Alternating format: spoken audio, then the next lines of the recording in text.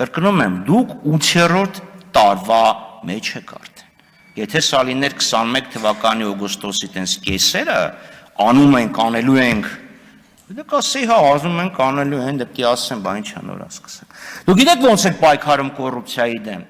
Ճիշտ նույն ձևի, ինչպես Ալիևը պայքարում էր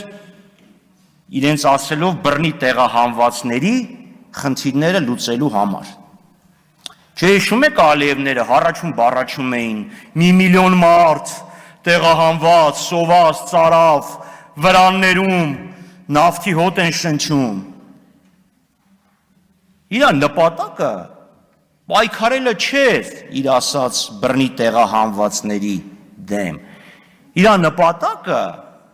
ինչ-որ մի հատ փաթաթան ունենալն էր, մատի փաթաթան, դրոշ ունենալն էր,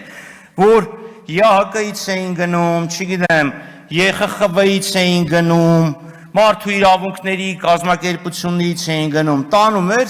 չգիտեմ, Ալիին ու Մուստաֆային տնից բերում էր, մտցնում էր այդ վրանի մեջ ու հառաչում, բառաչում էին, ասում են, նայեք, այս խեղճ կարոտախտից հեսա կմեռնի։ Պարզ է, չէ՞ որ դա բլեֆ էր, սուտ էր, ասում են միլիոն փախստական կա,